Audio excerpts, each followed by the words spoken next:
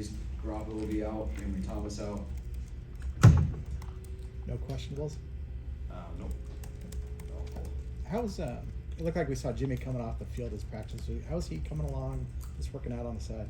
Yeah, it was first week he was able to come out on the field, walk around a little bit, do some work out there, so we saw him doing his rehab stuff too as we came out. How's he look? Good. Would you think he might be ready for an NFC Championship game if that's? If you're in it? I'd be surprised, but Okay. I think it depends how this whole weekend goes and stuff, but I think it's an outside chance. Okay. Super Bowl obviously would be the why he's still on the I roster. think there'd be a better chance there. Makes sense. Yeah. Does. With Ambry, is there an expectation that he'd be available to come back at all, should you? Yeah, I think there's a chance he'll come back next week too. We have to now, but he was an IR candidate, so I think it's a chance. Cowboys ruled out Jason Peters at left tackle, so how do you see that matchup playing out with their rookie against Bosa?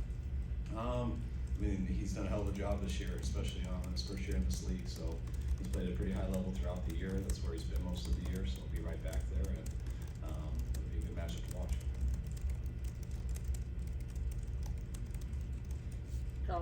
Brock talked yesterday about he, in college, really believed he could make something out of anything, and sometimes learned that wasn't true. How would you balance his ability to extend plays and not make mistakes, this season? I think he's done a real good job. I think he's extended a number of plays and he's made a few mistakes. There's a fine line between all of that, but I mean, when there's no play there, you always want guys to extend plays.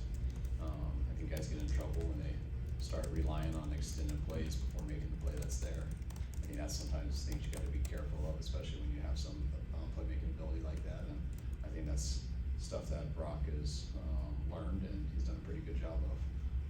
There's a couple times he extended the play last week where he almost got in trouble and he was able to survive it. And that one of the scariest ones was the one he threw to, I think it was Elijah or Christian. I forget which one he did to both of them there at the end, but made a great off schedule. It ended up being one of his better plays. So he's done a great job so far and hopefully he'll continue.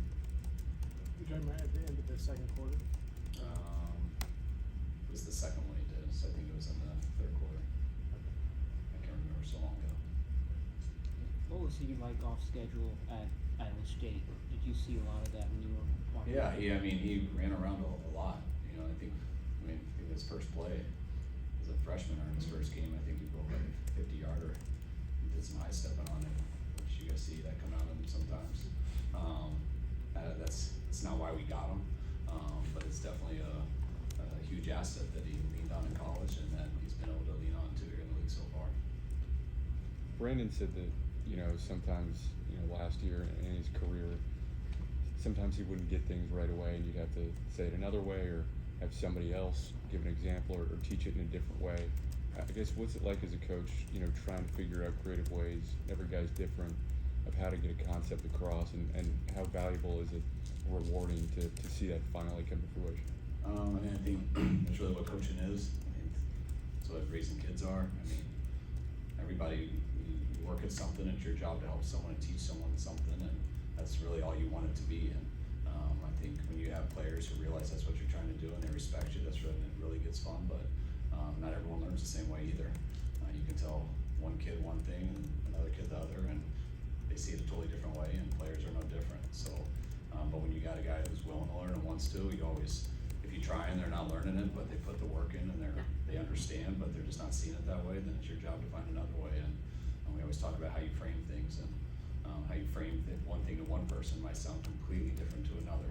And so that's why you can articulate it, but then you like to see the tape, then you like to show them examples, and you like to see how they do it without talking to them. And sometimes you can get to the end result faster with some than others, but the main thing, if guys are willing and you work at it, you can eventually get there. Mike McCarthy said that he's not preparing for Brock Purdy as if he were a rookie. Was there a moment in time when you came to the realization like, yeah, we've got a non-typical first-year player? I felt that during the Miami game, and that was such a high. That was a game with a lot of stakes. We're playing a real good team. He came in real early in the game, and we were under a lot of duress.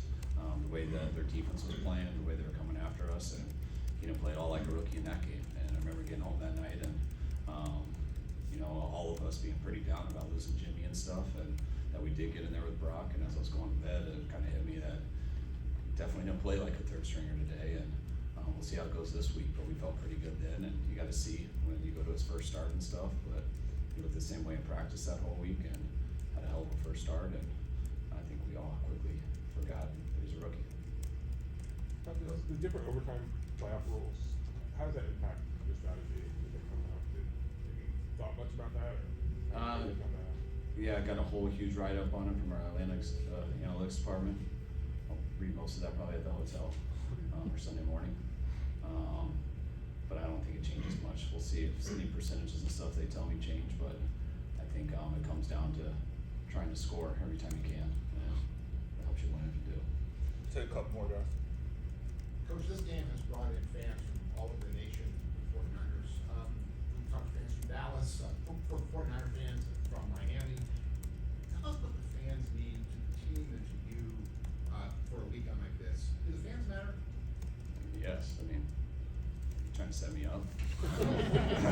Talk to fans. I'm not trying to be cheesy also to say the fans are everything, but they are. I mean, that's why we all love football, but we also all love making a living and supporting our families, and that's because the fans love watching this sport, and the more they get into it, the bigger the sport is. And I've been a fan of football my whole life. I think I was as big as a fan as you can be, and I was always a fan of wherever my dad was working.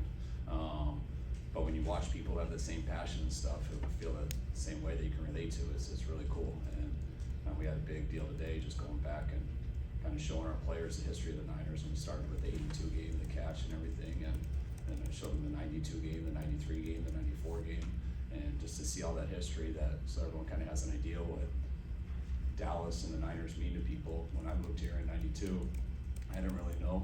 I just knew the Niners were the team of the 80s, and I felt like they were the Yankees of football. And I was in 6th grade, and all I heard about was this big rivalry with Dallas that I guess it was from 82, but I was too young to know that. And I know all about the rivalry because all I was here was 92, 93, 94. And then our players go there last year, and they don't really know about it, but it was cool this year to kind of go back and show everything. And then we kind of finished with our game last year, which was 2021, to show them that they're part of it and see stuff might change. Some of the film changes and stuff, but it's all really the same. And it was really cool to watch and see the differences, and to know that they're in that moment right now. In retrospect, with the benefit of hindsight, that the first play for Brock against Tampa Bay, the blitz, that end up in the big picture being, you think, good for his development there, kind of to get him, snapped onto the right page to be able to notice that stuff, or was that just a blip? That was just a blip. I think it was good for that game, good because he got hit so hard and he didn't get injured from it. Sometimes that's good, just get you a lot more alert. But he was just amped up and ready to go, and got a little overzealous on the check and made a quick mistake, and been pretty good at not making them again. But that was an interesting first play, probably one of the worst guys that you could miss protection against in Keanu Neal. But fortunately, got 15 yards out of it. Is there a moment, maybe the Miami game where he hit Kittle on the cover zero, where you look at it in hindsight now and you're like, oh, maybe something clicked for him on a game day kind of level? Yeah, I think it happened a number of times in that first game. Like, I think there was just a couple times he came out and he had a guy there who was open, but he thought he might be able to get a guy deeper, or maybe a guy who could maybe be more open if he looked to someone else. And he did that a couple times in that game, and he ended up with no yards. And I think I think that is good that happened, because you got to go in there and understand it. I love the attitude. I mean, you always take the long one. Chicks take the love ball, take the long ball, and there's a reason for that. It's a lot more fun and easier, and that's why I like the mentality of Brock. But if you go out there looking for that every single time, like, you're going to learn the hard way. So you got to be aggressive, attack what they give you, never hesitate to go if they give you that one. But you can ride with a guy with that type of mentality, that type of attitude, but you don't want people being stupid and deciding on Wednesday where they're going with that ball. You got to decide in that pocket, and you realize that he is an aggressive dude, but he learns this is the league. People are fast. You got to make the right decision. You can't just go for the more fun one. Last one back to guys. Hey, Coach, we're in from San Antonio. Can you give your assessment of Spencer, just how he's played his rookie season and how he did in his first playoff game, and just what it is you like about him in general? He's done a great job. Some of the people we lost on our O-line last year, and some of the new things we had to do this year going into the draft, and to be able to, we took a shot on him there in the 4th round. He had a lot of talent, got to play a lot there, but we didn't know if he'd be able to come in and be ready right away. We thought we might have to develop him a little bit, and for him to come in and us throw him there right in OTAs and be able to hold that spot down, he's done a great job. Battled through an ankle sprain about a month ago, but it was really cool because that last week was his best game of the year. So he's been getting better each game, and he's got a chance to really help us here over the next few years. Go ahead, Brett. How was the Niner Cowboy stuff presented? Did you have like an old TV copy or NFL Yeah, I just films? watched all the games, and they give me, we have it all intercutted, so I can just pick plays that I like and stuff like that. And you gotta pick the right ones, or it takes way too long. So You didn't show them Alvin Harper's big play. I did. Oh, in '93. Yeah. I went. I didn't do much in '93. I did in '92. Got a big jump ball. It was cool. We got a big one. It was on Eric Davis. It was an unbelievable jump ball. Had him covered well. It was a skinny pump, and made the play. But it was also cool to show things that Eric Davis did 2 years later in '94. With that 3rd play, the pick 6. The next drive on 3rd and 18, stripping Irvin on the fumble. It was just cool to see how. It's cool to show them Steve and all the pressure that was on him in '92, and then to try again in '93 and even get more pressure, and then to come back and to see how much it means to people when you gotta really fight for something. And I thought that was cool stuff to watch. All right, guys. All right, thanks guys. Thank you.